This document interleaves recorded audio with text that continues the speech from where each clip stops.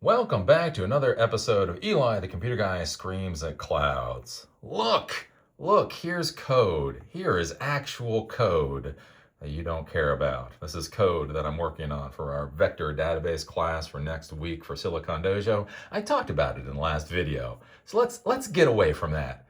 You don't come here for actual technology. You come here for the RARs. We all know why you're here. You don't go to Hooters for the wings. Fuck off. You don't go to the Hooters for the wings, and you don't come here for the technology education.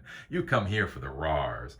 So I think this is an interesting thing to talk about. I actually listen to this podcast. So when I do my little elliptical machine, I listen to podcasts every day. And Marc Andreessen says AI layoffs are a farce. Companies are 75% overstaffed, and the AI quote silver bullet excuse is the silver bullet excuse to clean house. And I want to talk about this for a minute because I've been talking about this kind of thing for a while. Where basically, you're screwed.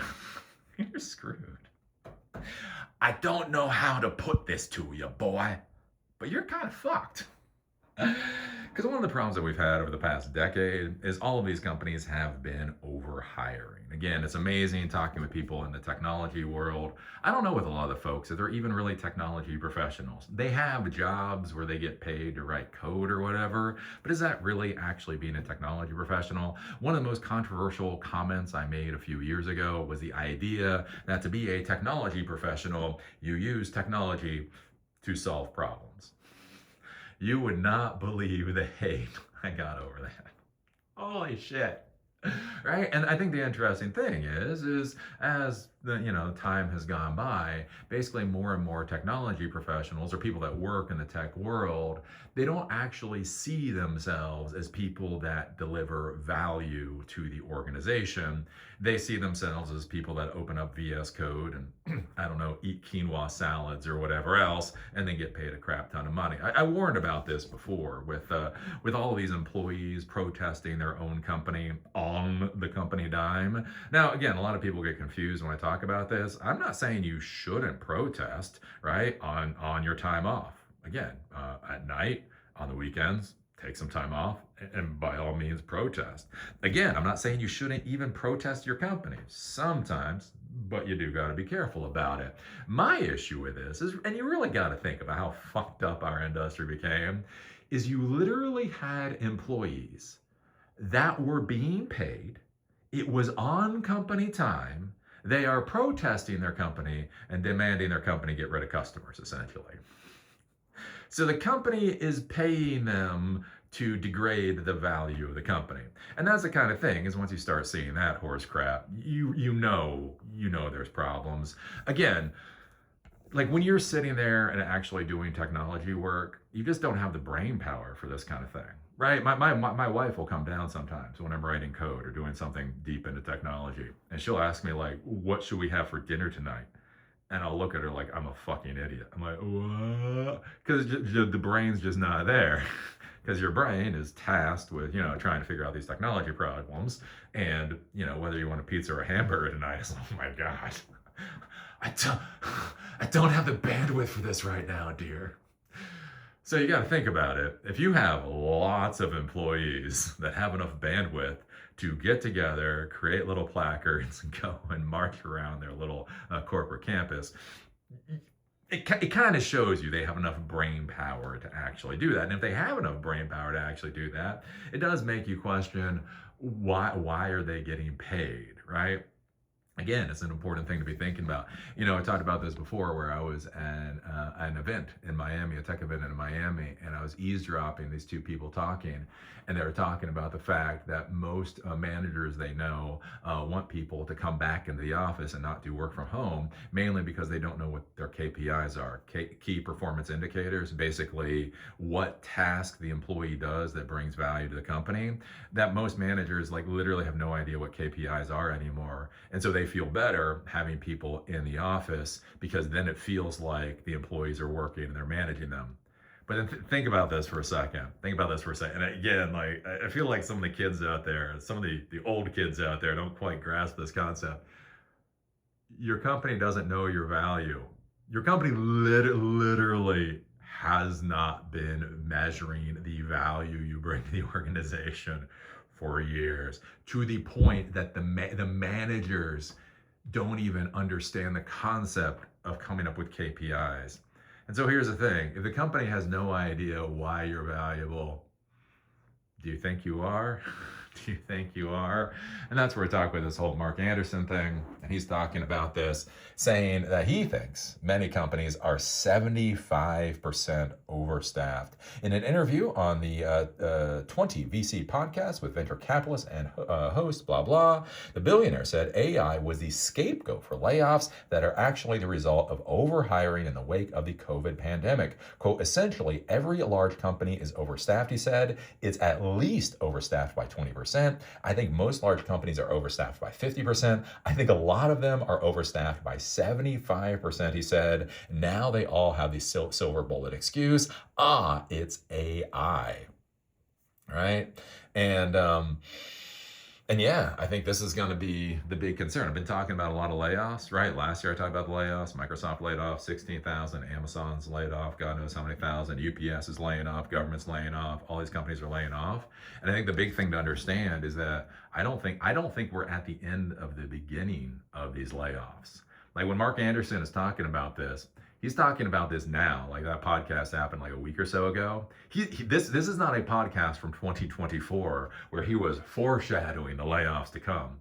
This is him saying now, even at the staffing levels now, that a lot of companies need to get rid of about 75% of their staff, which is just going to be absolutely brutal. And again, it's not because of artificial intelligence. It's not because of a lot of that stuff. It's because they were overhiring. As I talked about before, the government kept interest rates at 1% for way too damn long. Literally, high net worth individuals, they could borrow at 1%. They could put that what they borrowed into some kind of vehicle to try to get them a return, and they basically made the difference, right? So if I can take $1 million from the government or from some institution, I pay 1% interest rate on that. I put that into some vehicle that's getting me a 20% return per year. That means I pocket I pocket $190,000 simply from moving money from here to there. If it was $10 million, I pocket $1.9 million for moving money from here to here. If it's $100 million, I pocket $19 million a year for moving money here. Moving on to here. But the problem in this whole thing, again, with all that cheap money out there, again, smart people know the money's cheap, know that's what they have to do to make money, but they're trying to figure out where to put the money. So you have all these companies out there, and again, they didn't have good metrics. They didn't have good revenue. They sure as shit didn't have profit, user growth, and all that kind of stuff was god fucking awful. So they had to come up with new metrics. Again, this is one of the things I talk about in the AI world. You'll now hear a lot of ARR. Annualized recurring revenue, because that's the new number that sounds good, right? And that was a thing back when the COVID pandemic happened. They were looking for a number, and I was like, look, we're hiring people. Obviously, we're successful. We're hiring 20,000 people. And so the investors are like, oh, hey, those companies must be doing well. They're hiring all those people. Here's your $10 million. Again, expecting those returns. Now that interest rates have gone up, now the economy is much shakier, that money is getting pulled back, and now the companies are simply dumping employees. Literally, employees were simply asses in seats. Again, one of the things I've talked about for years is I think we got enough technology professionals in about 2016, about 2017, right? I was listening to this one venture capital or angel funder, and it was curious, and this was years ago, right? And he was talking about, and he said he invested in 60 startup companies to get 2 home runs, to get maybe 10 adequate successes, and everybody else failed. 48 startups out of 60 were expected to burn in and be worthless. And what you got to think about, that's 48 startups of employees, 48 startups of office space, 48 startups of resources, that the expectation is going to be worthless. What happens? I'm just putting this out there. What happens if investors actually start doing a little bit more due diligence if they actually start analyzing their portfolios just a little bit better, so that instead of having 48 startups be completely worthless, they only have 24 startups be completely worthless. Like, right? Think about this. Simply by the investors being more judicious with where they invest their money, that can have a tremendous effect on the entire tech sector. And I think that's one of the big things that's happening here. And so I'll be curious to see where this goes. Again, and you see that, you hear this, and it sounds obnoxious to say, but think about this. Block got rid of 4,500 employees. Or 4,000. Block got rid of 45% of their employees, and they still function as a fucking company. Like, what? How do you get rid of almost half of your staff and your company still functions? Right? Again, you have this with Oracle. Oracle is getting rid of 30,000 employees right now. The only way you can dump employees by the tens of thousands like this is that if they fundamentally didn't have any value, right? This is not, again, in the tech world, in the services world, this isn't like the manufacturing world, right? This isn't Ford, right? Here's the thing. Ford can get rid of 10,000 employees because they have a factory, right? They have this factory, it creates a specific vehicle. They realize there's no economic value in that specific vehicle. They decide to shut down the factory. Ergo, everybody who worked at that factory gets fired, right? But it's its own isolated business unit. It's its own thing. And so again, if you eliminate all the employees for that particular factory and maybe some of the people that provide resources to the factory, that makes sense. But when you're looking at Block, when you're looking at Oracle, when you're looking at Microsoft, when you're looking at Amazon, some of these companies, they're not structured that way. They're not structured like a fact that you're just simply eliminating a factory. All of these people are communicating with each other. It's a spider web of relationships and everything else. And if you can get rid of tens of thousands of people at a shot, that shows you that fundamental, they're not valuable today, and they weren't fucking valuable, a few weeks ago. They probably weren't even valuable, the day that they were hired. So yeah. It's gonna get hard. Don't know what to tell you, people. And that's before we get to the Iran war, right? The Iran war, with the Strait of Hormuz shut down, with 10% of the global aluminum supply taken offline, 20% of the natural gas supply taken offline, a major amount of the helium supply, that'll be interesting, that has also been taken offline. Do you know the price of plastics is going up? Yeah, because that comes from petroleum, right? Oh my golly. Like the layoffs that we are seeing now, this is before the economic impacts of our particular insane administration. So anyways, there you go. Some things to think about. Again, you think about that even with Twitter. Again, who knows how well Twitter is actually doing anymore? But it is functional. I mean, the one thing you will say, it does function. It does function. I do believe Elon Musk had to paper over his failures by having XAI buy Twitter. But the fact of the matter is, Twitter does function. And he got rid of 75% of the staff. 75% of Twitter disappeared. And at least the infrastructure stays up and running.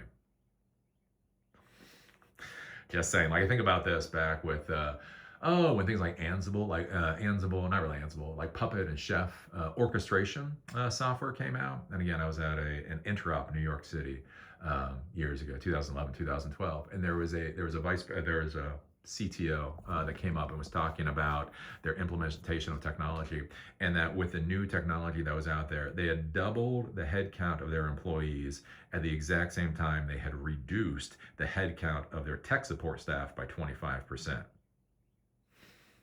So the company is growing at the exact same time the tech support staff is being laid off. And it's actually working out well because the new tools are there and available.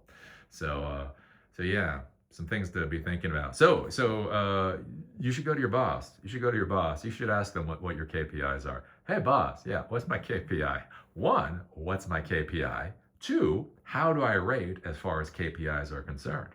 If they don't know what your KPI is, quit, run away. Don't quit because it's hard to find a job. At least put your resumes out there. And if you're not looking good for where you are in the status with your KPIs, you might also want to look for a job. Because yeah, this is gonna get bad. It's gotta get so bad. It's gotta get so bad. Oh, have I told you about the time when I had my military, my college degree, my MCSE, and I was getting laid off of pizza delivery? I tell you the time when I was living in such a fucking ghetto that there was a hole in the wall that the mouse would come through at night from the room that I was renting. And so I put something over the hole in the wall to keep the mouse out of my room. And the mouse was scratching so loud during the night. I literally woke up in the middle of the night, ripped the thing off so that the mouse could have free reign. You remember? Have you ever heard those stories? Maybe I should tell you those stories sometime.